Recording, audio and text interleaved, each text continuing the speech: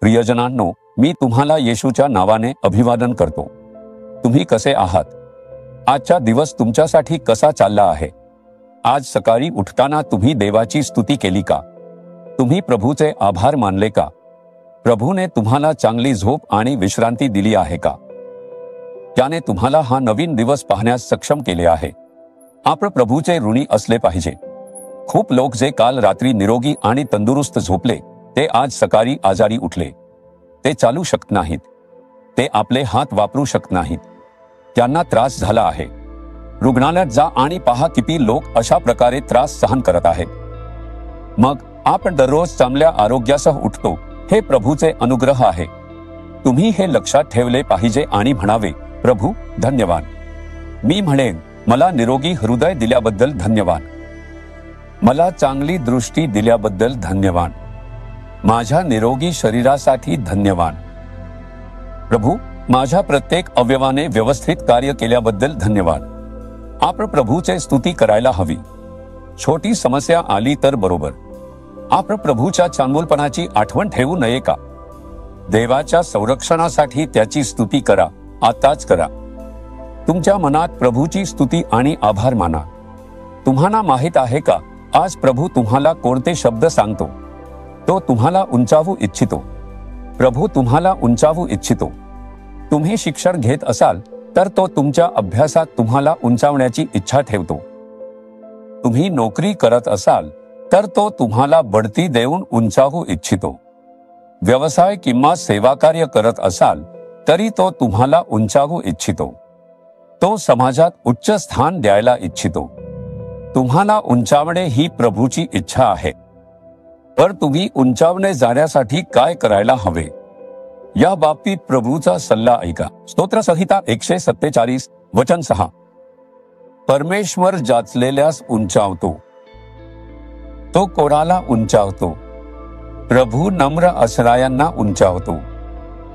आपण बायबलमध्ये पाहतो की अनेक नम्र लोक उंचावले गेले आहेत. प्रभूने दावीदला, जो मेंढ्यांच्या मागे जात होता, राज्यपदावर उचलले. प्रभूने एस्तेरला, जी गरीब आणि अनाथ मुलगी होती, राणीपदावर उचलले. प्रभूने मोशेला निवडले आणि त्याला एक महान नेता बनवले, जो एकदा खून केल्याचा आरोप होऊन देशातून पळून गेला होता. आपण पाहतो की अनेकांच्या जीवनात प्रभूने त्यांना उंचावले आहे. त्याने दानिएलला, जो गुलाम म्हणून दुसऱ्या देशात नेला गेला होता, त्या देशाचा पंतप्रधान बनवले. तो आपल्याला उंचावणारा देव आहे. तो तुम्हालाही उंचावेल. आपल्याला उंचावण्यासाठी तो आपल्याकडून काय अपेक्षा करतो? आपण नम्र असणे आवश्यक आहे. जेव्हा प्रभूने मोशेबद्दल बोलले, त्याने साक्ष दिली की तो संपूर्ण पृथ्वीवरील सर्वात नम्र व्यक्ती होता. तुमच्याबद्दल तो कोणती साक्ष देईल? नाही, मी वारंवार रागावतो. मला लवकर चिडचिड येते. माझ्या तोंडून शब्द जणू आग सारखे बाहेर पडतात. तुमच्याबद्दल घरात किंवा कामाच्या ठिकाणी लोक असे म्हणतात का? तुम्ही तुमच्या नोकरांना रागाने बोलता आणि त्यांना ओरडता का? तुम्ही नम्रपणे बोलू नये का? प्रभू येशू काय म्हणतो? माझ्याकडून शिका. मी नम्र आणि सौम्य आहे. तो मत्तय 11 वचन 28 मध्ये हे सांगत आहे. येशूकडून शिका.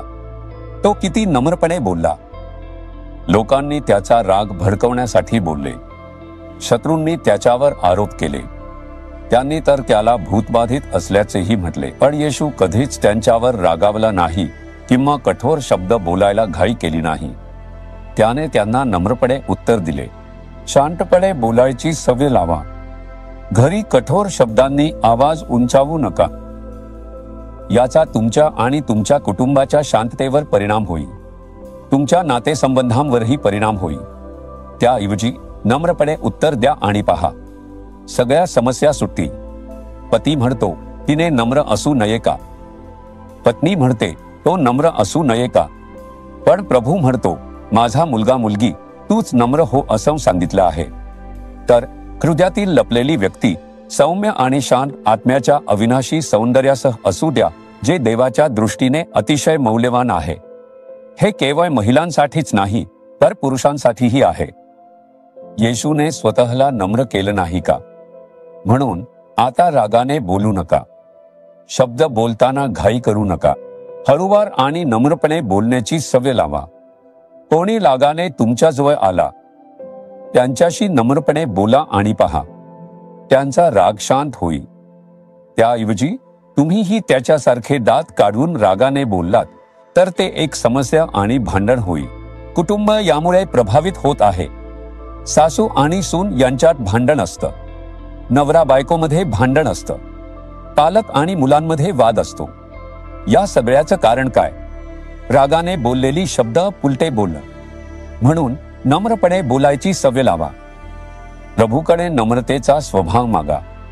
सुरुवातीला माझ्यात ही नम्रता नव्हती. मी पटकन रागावायचो. मला खूप चिडचिड यायची. कोणीच माझ्याशी बोलू शकत नव्हतं. माझी आई आणि इतर लोक म्हणायचे, तू असा का आहेस? पण एक दिवस येशू मला भेटला. जेव्हा मला नम्रतेबद्दल कळलं तेव्हा मी त्यासाठी उपवास केला आणि प्रार्थना केली. प्रभू, मला तुझ्यासारखी नम्रता हवी आहे. मला नम्रता दे. तुम्ही प्रभूचा स्वभाव मिळावा म्हणून प्रार्थना केली पाहिजे. फक्त सांसारिक आशीर्वादांसाठीच प्रार्थना करू नका. तुमच्या स्वभावात बदल झाला पाहिजे. अरे, तो किती नम्रपणे आणि शांतपणे बोलतो. ती कधीच आवाज चढवत नाही. तिची नम्रता पाहून आपला रागही शांत होतो. लोक असं म्हणायला पाहिजे. लोकांनी तुमच्याबद्दलही असंच म्हणावं. घरी आणि बाहेर दोन्हीकडे नम्रपणे आणि शांतपणे बोला. काही जण बाहेर खूप नम्रपणे बोलतात पण घरी पटकन रागावतात. काही जण घरी खूप शांत आणि नम्र असतात पण बाहेर आक्रमक होतात. आपण असे नसावे. आपण येशूचे अनुयायी आहोत. आपण येशूचे शिष्य आहोत. आपण येशूचा हात धरून चालतो. येशू, मला तुझी नम्रता हवी आहे. माझं हृदय बदल. माझ्या स्वभावात बदल होऊ दे. मला नम्र हृदय दे. तेव्हा येशू ते देईल. तुम्ही स्वतःला बदलू शकत नाही. माझी चूक माहीत असूनही मी स्वतःला बदलू शकलो नाही. पण येशूने मला बदललं. पवित्र आत्म्याची शक्ती माझ्यावर उतरू लागली. तसं ख्रिस्ताचा स्वभाव माझ्यात तयार होऊ लागलं. आपण शास्त्र वाचत राहिलो, त्यावर मनन केलं आणि येशूकडे पाहत राहिलो तर त्याचा स्वभाव आपल्यात येईल. म्हणूनच तुम्ही रोज त्याची भेट घ्या आणि त्याच्याशी बोला. त्याच्यासोबत चालत राहा. मग त्याची नम्रता तुमच्यात येईल. ती स्वीकाराल का? मग तुम्हाला उंचावलं जाईल. अभ्यास, काम, सेवा सगळ्या गोष्टींमध्ये उंचावले जाल. हे वचन आहे. तो नम्रांना उंचावतो. नम्र व्हा, प्रभू तुम्हाला उंचावतो. आज समर्पित कराल का? कारण नम्रता नव्हती म्हणून अनेक सेवा कार्यांवर परिणाम झाला आणि ती नाहीशी झाली. कारण नम्रता नव्हती म्हणून अनेकांनी आपला व्यवसाय आणि कुटुंब गमावले. त्यांना अनेक अडचणींना सामोरे जावे लागले. पण प्रभू नम्रांना उंचावतो. तुम्ही नम्रपणे बोलण्याचा संकल्प कराल का? आज स्वतःला समर्पित करा. प्रभू, मला तुझ्यासारखी नम्रता दे. येशू, मला तुझी नम्रता हवी आहे. पवित्र आत्म्याने माझ्यात येशूची नम्रता भरू दे. मला नम्रपणे बोलू आणि चालू दे. माझा स्वभाव असा बदलू दे की माझी सौम्यता सर्वांना जाणवावी. येशूच्या नावाने आमेन. आमेन. जीसस रिडीम्ड मराठी ह्या YouTube चॅनेलला सबस्क्राईब करा. सबस्क्राईब बटनावर क्लिक करा आणि बेल चिन्हावरही क्लिक करा. दररोजच्या नवीन कार्यक्रमांची माहिती मिळवा.